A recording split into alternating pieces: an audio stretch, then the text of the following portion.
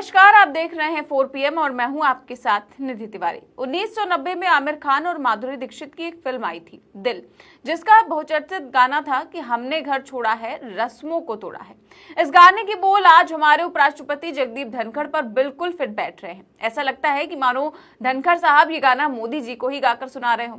वो मोदी जी से कह रहे हैं कि हमने उपराष्ट्रपति आवास छोड़ने का निर्णय ले लिया है क्योंकि आपने पूर्व उपराष्ट्रपति को सरकारी आवास देने की रस्म को भी तोड़ दिया है। दरअसल इन दिनों जगदीप धनखड़ काफी सुर्खियों में बने हुए हैं। इतनी सुर्खियां तो उन्हें उपराष्ट्रपति रहते हुए भी नहीं बटोरी थी, और हो भी क्यों ना। उनके साथ जो मोदी शाह जी ने किया है वो भाजपा के बाकी नेताओं के लिए उदाहरण के तौर पर देखा जाना चाहिए कि अगर आपने मोदी शाह के आगे जरा भी चूक की तो आपके साथ क्या क्या हो सकता है। पहले तो इस सरकार ने जगदीप धनखड़ से स्वास्थ्य कारणों का हवाला देकर जबरन उपराष्ट्रपति पद से इस्तीफा दिलवाया, फिर उनको दुनिया के कैमरों से दूर कर दिया।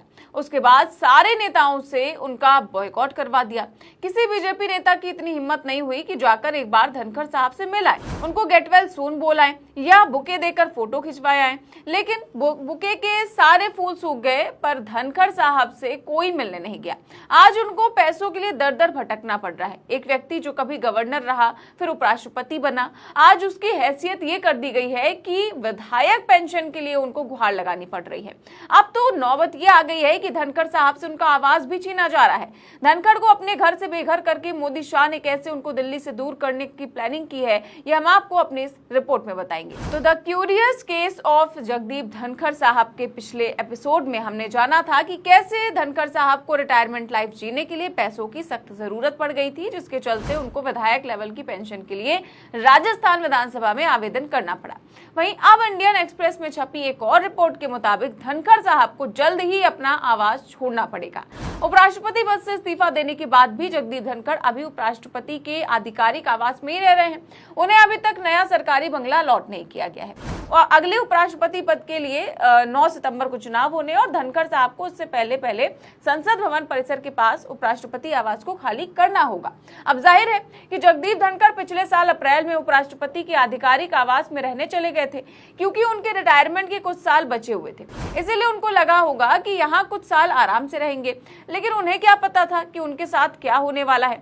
दोस्तों, इस बीच बड़ा सवाल ये खड़ा होता है कि उनको अभी तक मोदी सरकार ने दूसरा कोई आवास ही नहीं अलॉट किया है, जबकि नियमों के मुताबिक पूर्व राष्ट्रपतियों, उपराष्ट्रपतियों और प्रधानमंत्रियों को टाइप 8 बंगला आवंटित किया जाता है। आवास की व्यवस्था आवास और शहरी मामलों का मंत्रालय करता है और वर्तमान में इस मंत्रालय का नेतृत्व मनोहर लाल खट्टर करते हैं, लेकिन उनकी तरफ से अब तक कोई कदम नहीं उठाया गया है। हालांकि मंत्रालय के अधिकारियों ने धनखड़ से मुलाकात की थी, लेकिन उनके अगले आवास को लेकर किसी भी तरह की कोई बातचीत नहीं की गई या ना ही अभी तक कुछ फाइनल हुआ है, जबकि धनखड़ के कार्यालय ने नियमों के तहत आवास के लिए औपचारिक अनुरोध पेश कर दिया है।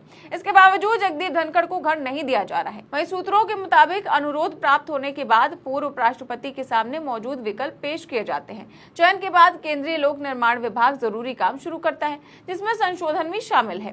पूरी प्रक्रिया में आमतौर पर कम से कम 3 महीने लगते हैं। इससे साफ मैसेज जाता है कि मोदी शाह चाहते ही नहीं कि धनखड़ उनके आस पड़ोस भी दिखे। ऐसे में सवाल उठता है कि अब जगदीप धनखड़ कहां अपना ठिकाना ढूंढेंगे, कहां जाएंगे और कहां रहेंगे। मोदी सरकार जो लाखों प्रधानमंत्री आवास बनवाने का दावा करती है, क्या उसमें से एक भी घर धनखड़ साहब को नहीं दिया जा सकता? लेकिन अब आप धनखड़ साहब की चिंता छोड़ दीजिए, सरकार ने छोड़ दी है तो हम और आप क्यों परेशान हो। जगदीप धनखड़ साहब लंबे समय से राजनीति में रहे हैं, उन्होंने अपना एक मकान तो ले ही लिया होगा, इसीलिए चिंताएं हम और आप जैसे साधारण लोगों को नहीं होनी चाहिए। इंडियन एक्सप्रेस में छपी रिपोर्ट के मुताबिक जगदीप धनखड़ का दिल्ली के छतरपुर एन्क्लेव में एक निजी आवास है।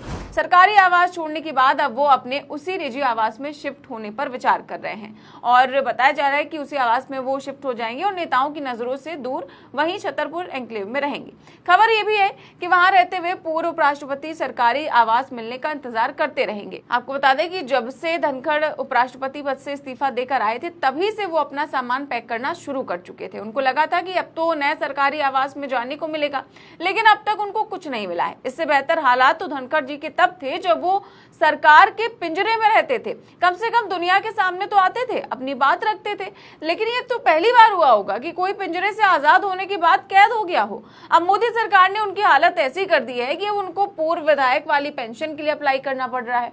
जगदीप धनखड़ इस वक्त 74 साल के हैं और इस उम्र में दवा, इलाज और बाकी खर्चों के लिए अच्छी खासी रकम चाहिए ही होती है। ऐसे में उन्होंने अपनी पेंशन पाने के लिए राजस्थान विधानसभा का दरवाजा खटखटाया है। याद दिला दें कि 1993 से 1998 तक वो किशनगढ़ से विधायक रह चुके हैं और तब कांग्रेस के टिकट पर जीते थे। यानी कहानी की शुरुआत भी कांग्रेस से हुई थी और खबर है कि विधानसभा सचिवालय में उनका आवेदन पहुंच चुका है और अब प्रक्रिया चल रही है। बता दें कि राजस्थान में पूर्व विधायकों को 35,000 रुपए पेंशन मिलती है। 70 साल पार करने पर इसमें 20% और 80 साल के बाद 30% बढ़ जाता है। यानी धनखड़ को उनकी उम्र के हिसाब से करीब 42,000 रुपए हर महीने पेंशन मिलेगी। इसके अलावा एक्स MLA वाली सुविधाएं भी मिलेंगी। आप सोचिए, जो कभी राज्यपाल और फिर देश के उपराष्ट्रपति रह चुके हों, वो आज पेंशन पाने के लिए विधायक वाली लाइन में लग गए हो। वैसे राजनीति में उनका सफर काफी लंबा रहा है। 1989 में झुंझुनू से लोकसभा सांसद बने और चंद्रशेखर सरकार में मंत्री भी रहे। फिर 2019 में पश्चिम बंगाल के राज्यपाल बने और वहां ममता बनर्जी से उनकी तकरार हमेशा सुर्खियों में रही। इसके बाद बीजेपी ने उन्हें उपराष्ट्रपति बना दिया, लेकिन यहाँ भी उनका कामकाज ज्यादातर सरकार के इशारों पर चलता रहा। विपक्ष उनसे इतनी नफरत करने लगा था कि उनको हटाने के लिए महाभियोग लाने तक की कोशिश हुई। मतलब धनखड़ साहब यहाँ तक एकदम राइट ट्रैक पर चल रहे थे। मोदी एंड कंपनी बहुत खुश थी उनसे, लेकिन फिर अचानक एक दिन वो सदन पहुंचे और उनको बोल दिया गया कि इस्तीफा दो। अब आप सोचिए, आपकी कंपनी आपको एम्प्लॉय ऑफ द ईयर का अवार्ड दे और फिर आपसे कह दे कि कल से काम पर मत आना। आपकी कंपनी जिसने आपको रहने को घर दिया था, वो एक ही झटके में आपको सड़क पर ले आए। आपका स्वास्थ्य तो खराब होगा ही, कुछ ऐसे ही गुजरी होगी हमारे धनखड़ साहब पर। विपक्ष सदन के अंदर उनको जितना भी नापसंद करता होगा, लेकिन इस कदर नहीं कि उनकी उम्र की भी कदर ना करे। तभी राहुल गांधी से लेकर के कपिल सिब्बल तक लोगों ने सवाल उठाए। संजय राउत ने तो अमित शाह को लेटर तक लिख दिया, लेकिन मजाल है कि वो कोई जवाब दे पाए। वो तो एक इंटरव्यू में फंस गए जहां उनसे जगदीप धनखड़ को लेकर सवाल कर दिया गया, जिस पर अमित शाह ठीक से कोई जवाब नहीं दे पाए। इसके बाद ये तो साफ हो गया कि दाल में कुछ काला नहीं, बल्कि पूरी की पूरी दाल ही काली है। अब इस मामले को लेकर आप क्या सोचते हैं, हमें कमेंट बॉक्स में जरूर अपनी राय दें। चैनल को सब्सक्राइब भी करें और ज्वाइन भी करें। देश और दुनिया की तमाम बड़ी खबरें जानने के लिए देखते रहिए 4PM न्यूज नेटवर्क। नमस्कार।